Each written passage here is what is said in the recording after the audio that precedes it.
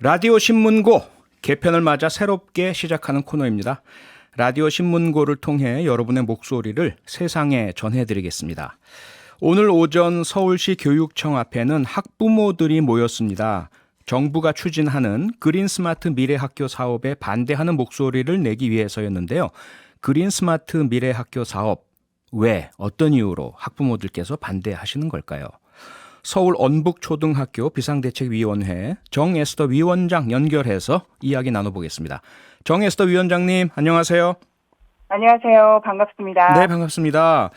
우선 그린 스마트 미래 학교 사업이 무엇인지 제가 한번 찾아봤거든요. 그랬더니 노후화된 학교를 리모델링해서 디지털 기반의 학습까지 가능하게 하는 미래형 학교를 만들겠다 이건데요. 이 말대로 하면 좋은 거 아닌가요? 왜 반대하시는 거죠? 우선 그 가장 큰 문제점은 네. 교육청조차도 그린 스마트 미래학교 사업이 어떤 사업인지 명확하게 대답하지 못한다는 점입니다. 네.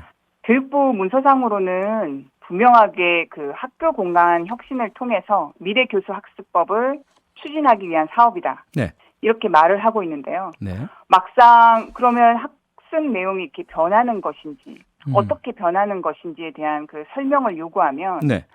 그 교육청에서는 이렇게 대답합니다. 그 교육 환경 개선만을 위한 개축 리모델링 사업이지 공사만 하는 것이지 네. 교육 내용과는 전혀 상관이 없다. 그리고 교육청 시설 안정과에서 네. 담당하는 걸 보면 모르겠느냐. 시설 개선만을 위한 사업이다. 이렇게 좀 이중적인 대답을 하고 있습니다. 그럼 그 내용을 준비하는 부서가 따로 있지 않을까요?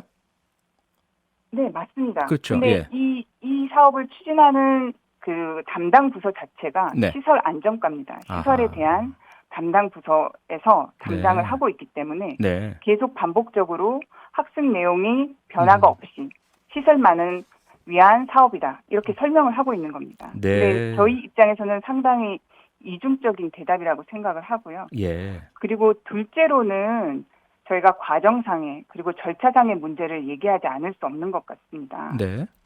어묵초를 예를 들면 저는 그 언론 보도를 통해서 우리 학교가 그 그린 스마트 사업에 선정됐다는 것을 7월 초에 알게 됐습니다. 그전엔 전혀 연락받거나 뭐 네. 의견을 여쭤보거나 이런 일이 전혀 없었단 말씀인가요? 네, 전혀 없습니다. 그것도 학교를 통해서도 아니고 네. 언론 보도를 통해서 7월 초에 알게 됐는데요. 결정된 이후에요.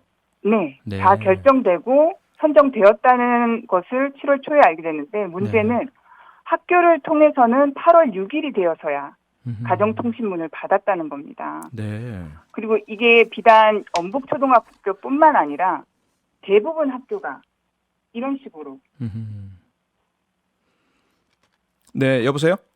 예. 네네. 대부분 학교가 이런 식으로 선정된지도 모르다가 예. 아주 뒤늦게 선정 소식을 일방적으로 이제 통보받았다는 것입니다. 지금 감정이 좀 이렇게 격해지셨나 봐요. 그렇죠?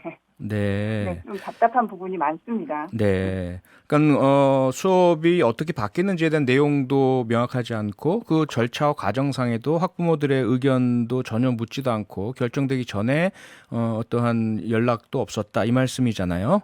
네, 맞습니다. 그 가운데 또 제가 좀 알아보니까 가장 학부모들께서 걱정하시는 것이 어쨌든 학교를 리모델링 공사를 한다면 그 기간이 좀 오래 걸릴 텐데 그 사이에 학생들이 공부할 장소가 여의치 않다. 이것도 상당히 걱정하신다면서요? 네, 맞습니다. 우선 그 교육청에서는 네. 모듈형 교실 설치를 대안으로 얘기하고 있습니다. 네. 하지만 이런 부분에서도 아무런 검토가 없었다는 게 사실 그 아무런 검토 없이 학교를 선정했다는 게 문제로 드러나고 있는데요. 네. 우선 제가 그 대방초등학교의 경우를 얘기하지 않을 수가 없습니다. 대방초등학교는 이미 그 모듈형 교실이 설치되어 있거든요. 이미요? 학생들이 사용하고 있습니다. 네.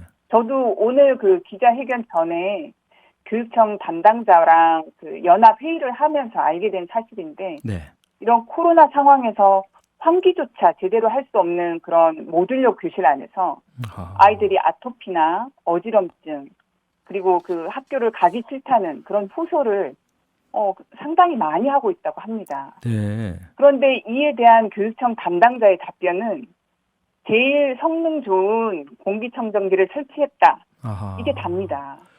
이런 대방초의 현재의 모습이 네. 이제 선정돼서 개축을 기다리고 있는 학교의 미래의 모습입니다. 아하. 화재의 그 취약성은 말할 것도 없고요. 네. 위원장님, 말씀으로 들어서 모듈러 교실, 이것이 어떤 것인지 잘 떠오르지가 않는데요. 모듈러 교실이란 게 간단히 설명하신다면 어떤 형태입니까? 임시 교실 같은데요?